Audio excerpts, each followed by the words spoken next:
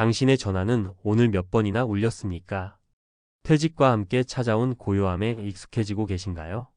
아니면 그 적막이 두려워 애써 외면하고 계신가요? 한 조사에 따르면 은퇴 후 10년이 지나면 우리의 사회적 관계망은 평균 60% 이상 줄어든다고 합니다.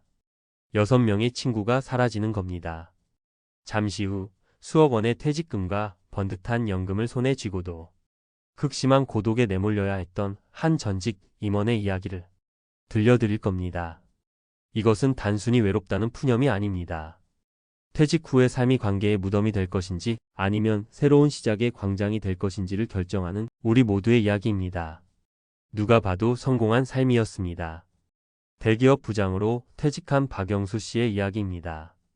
매일 아침 반듯하게 다려진 와이셔츠처럼 그의 인생은 한치의 흐트러짐도 없어 보였습니다. 수억 원의 퇴직금, 매달 통장에 들어오는 200만 원이 넘는 연금은 노후에 대한 경제적 불안을 덜어주기에 충분했습니다. 그는 믿었습니다. 현역 시절 챙겼던 경조사에 빠짐없이 얼굴을 비추고 가끔 후배들을 불러내 거하게 술 한잔 사면 끈끈했던 관계가 영원할 것이라고 말입니다. 하지만 얼마 지나지 않아 그의 전화기는 좀처럼 울리지 않았습니다. 바쁘다. 는 핑계는 점차 다음에 보자. 는 기약 없는 약속으로 바뀌었고 결국엔 아무런 답도 돌아오지 않는 메아리가 되었습니다. 한 언론사의 보도에 따르면 박 씨처럼 현역 시절 고위직에 있었던 사람일수록 자신을 따르던 조직이 사라졌을 때 느끼는 상실감과 외로움이 훨씬 크다고 합니다. 직장 밖에서는 변변한 친구 하나, 마음 터놓을 이웃 하나 만들어두지 않았던 지난 세월이 칼날이 되어 그의 가슴을 파고들었습니다. 외로움을 견디다 못해 시작한 재취업은 번번이 실패로 돌아갔고 무력감은 걷잡을 수 없이 커져만 갔습니다. 결국 그는 누구에게도 말 못할 사회적 고립이라는 이름의 병에 갇히고 말았습니다. 사실 친구가 떠나는 것이 아닙니다. 수십 년간 나를 증명해주던 역할과 명함이 사라진 것입니다. 우리의 관계는 생각보다 많은 부분이 업무와 직이라는 시멘트 위에 지어져 있었습니다.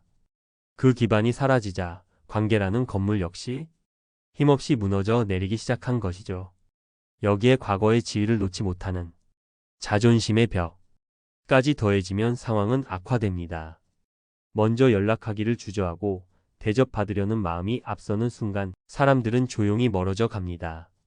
이것이 단순히 마음의 문제일까요? 절대 그렇지 않습니다. 사회적 고립은 전문가들이 조용한 살인자라고 부를 만큼 치명적입니다.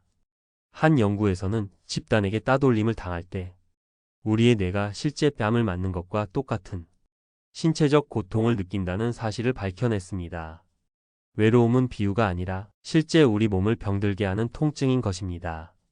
더 충격적인 사실도 있습니다. 한 해외 연구에 따르면 직장을 떠난 사람들의 수명이 그렇지 않은 사람들보다 더 짧아졌으며 국내 고독사 관련 통계를 보면 60대 이상의 비중이 해마다 꾸준히 늘고 있습니다. 이 문제는 더 이상 외면할 수 없는 우리의 생존과 직결된 현실적 위협입니다. 자, 지금까지 우리는 퇴직 후 관계 단절이 얼마나 무서운 결과를 낳는지 박영수 씨의 안타까운 사례를 통해 살펴봤습니다. 어쩌면 지금 가슴이 답답하고 불안한 분들도 계실 겁니다. 하지만 지금부터가 진짜 중요합니다. 이 절망적인 상황을 희망으로 바꾼 사람들의 이야기가 남아있기 때문입니다. 남편의 은퇴와 함께 깊은 무력감에 빠졌던 전업주부 이정숙 씨. 그녀의 남편 역시 박영수 씨처럼 과거의 인연에 매달리며 힘들어했습니다. 하지만 이정숙 씨는 다른 선택을 했습니다. 과거가 아닌 현재의 자신을 위한 새로운 관계를 만들기로 결심한 것입니다. 그녀는 집 근처 문화센터의 성악교실에 등록하고 서툰 솜씨로 목공 동호회의 문을 두드렸습니다. 처음에는 모든 것이 어색했습니다. 하지만 직장이나 출신 학교 같은 조건 없이 오직 노래가 좋아서 나무 만지는 일이 즐거워서 모인 사람들과의 만남은 이전에는 결코 느껴보지 못했던 순수한 즐거움을 선물했습니다. 사회학에서는 이것을 약한 유대의 힘이라고 부릅니다. 아주 친밀한 사이는 아닐지라도 취미나 관심사로 가볍게 연결된 다양한 관계들이 오히려 우리 삶에 새로운 활력과 기회를 가져다 준다는 이론입니다. 이정숙 씨는 바로 그 힘을 자신의 삶으로 증명해낸 것입니다. 여러분이라면 어떠셨을 것 같나요?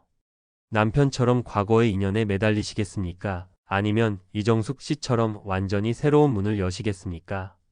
이정숙 씨의 성공 비결은 과거를 버린 것이 아니라 현재의 자신에게 맞는 새로운 관계들을 더하며 관계의 포트폴리오를 성공적으로 리모델링한 데 있습니다. 그렇습니다. 은퇴 후 인간관계에도 리모델링이 반드시 필요합니다. 실제로 서울의 한 구청에서 시작한 점심 친구 모임은 참여자들의 우울감을 절반 가까이 줄여주었고, 부산에서 5명으로 시작했던 한 걷기 모임은 어느새 20명이 넘는 활기찬 커뮤니티로 성장했습니다. 새로운 관계 맺기가 우리 삶에 얼마나 긍정적인 영향을 미치는지 보여주는 명백한 증거들입니다. 그렇다면 우리는 무엇을 어떻게 시작해야 할까요? 오늘 당장 실천할 수 있는 5가지 행동 지침을 제안합니다. 첫째, 지금 당장 관계 리셋 목록을 작성하십시오. 과거의 명함이 아닌 자연인으로서의 나와 마음이 통하는 사람이 누구인지 냉정하게 돌아보는 시간입니다. 의무감으로 유지해온 관계는 과감히 정리할 용기가 필요합니다. 둘째, 단순한 시간 때우기용이 아닌 전문가 수준으로 발전시킬 수 있는 나만의 취미를 찾으십시오. 한 설문에서 퇴직 예정자의 32%가 취미를 통해 새로운 수입을 만들고 싶어 했습니다. 깊이 파고드는 취미는 단순한 여가를 넘어 새로운 역할과 자부심, 그리고 수준 높은 커뮤니티를 만들어주는 가장 확실한 방법입니다.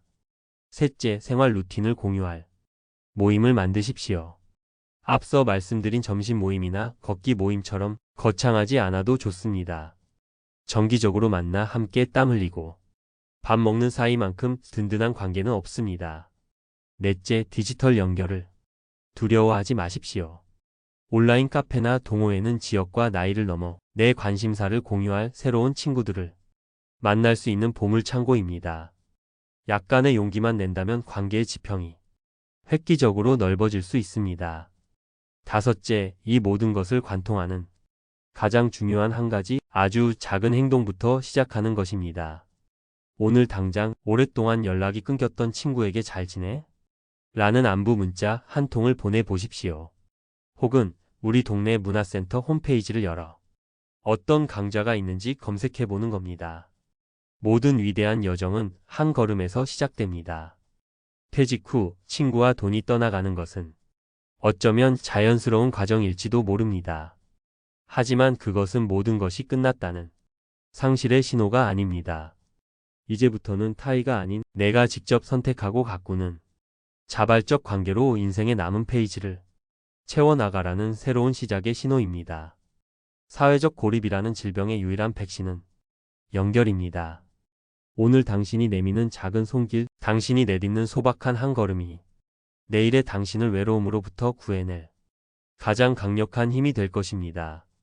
부디 과거의 내가 아닌 오늘의 나로서 행복한 관계들을 마음껏 누리시는 풍요로운 인생 2막을 시작하시기를 진심으로 응원합니다. 오늘 이야기가 여러분의 마음에 작은 울림을 주었다면 구독과 좋아요로 저희 채널에 힘을 보태주시길 부탁드립니다. 또한 비슷한 고민을 하고 계신 분들이 있다면 댓글로 여러분의 소중한 경험과 지혜를 나눠주세요. 여러분의 이야기가 누군가에게는 큰 용기와 위로가 될 수 있습니다. 감사합니다.